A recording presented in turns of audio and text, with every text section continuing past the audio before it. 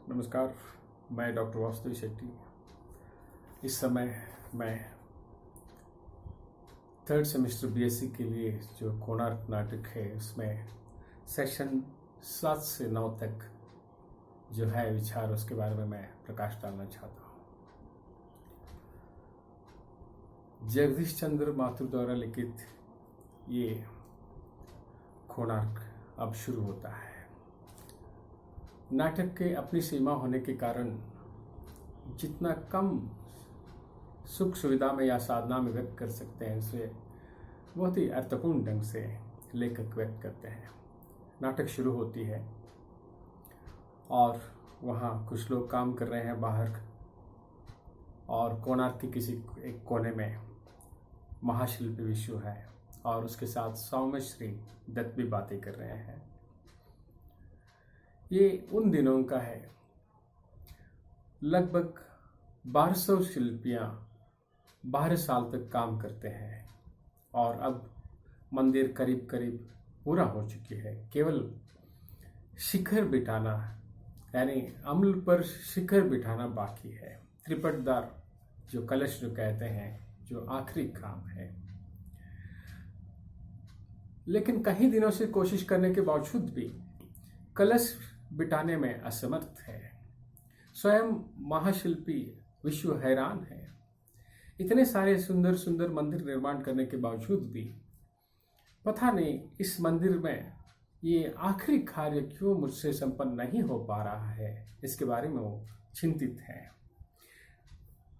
इसलिए वो कहते हैं पता नहीं ये क्यों नहीं हो पा रहा है।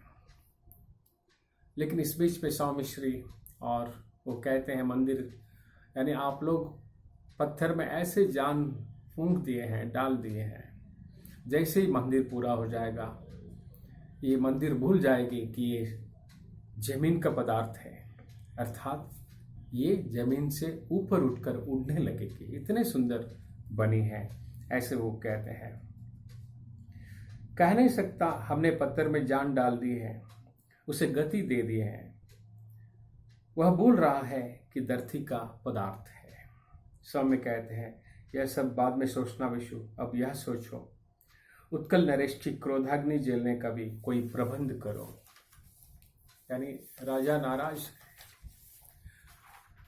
उत्कल नरेश नरसिंहदेव यवनों को हराने के लिए युद्ध के लिए गए हैं, और जब भी वो युद्ध के लिए जाते हैं श्रेष्ठ योद्धा है वो अपने मंत्री राज चालुक्य के हाथ में सारे कारोबार सौंप के चले जाते हैं।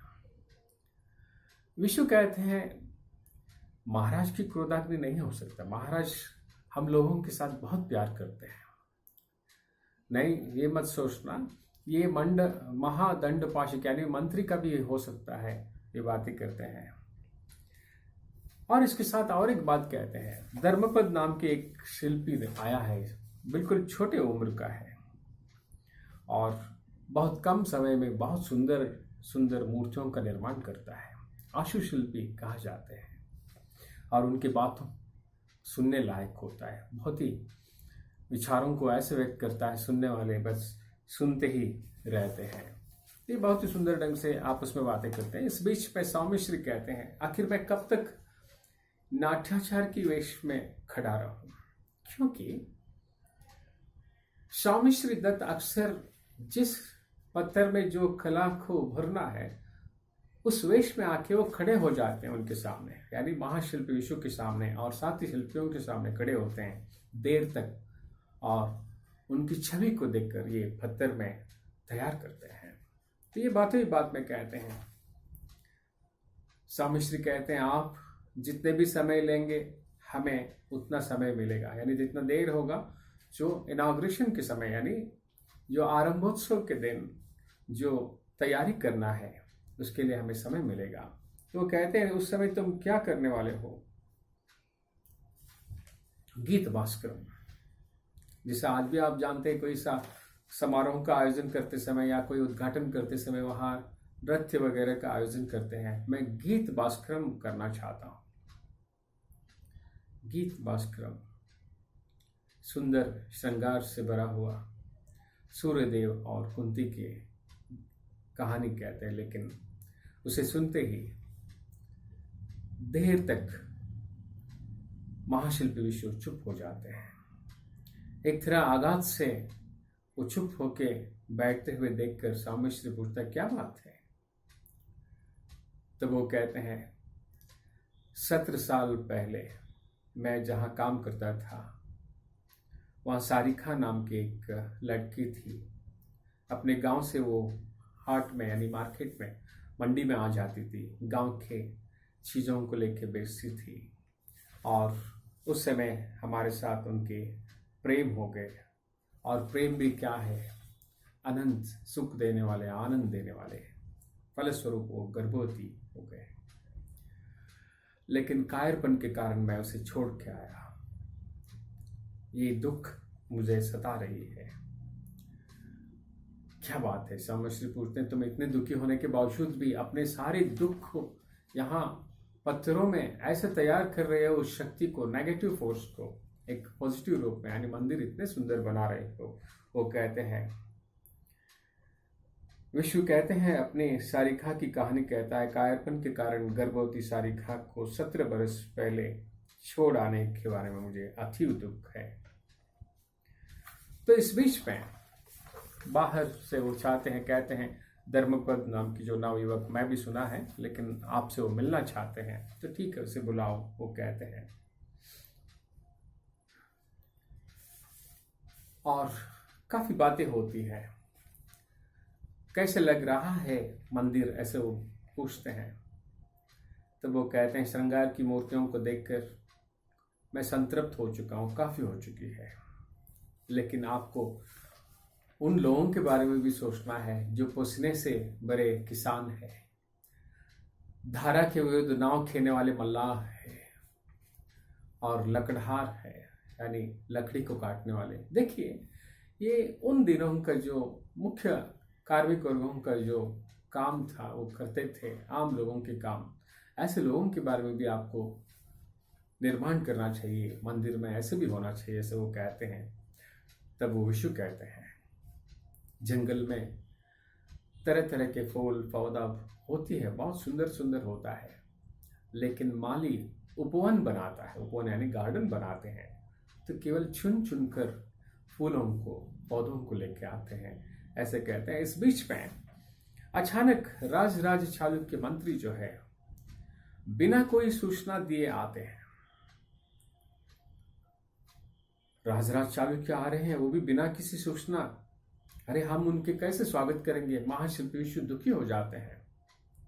लेकिन वो बीच में आते हैं, महादंडपाशिक चालुक्य आ रहे हैं, और आते हैं तुरंत उसके लिए कुर्सी का व्यवस्था करते हैं।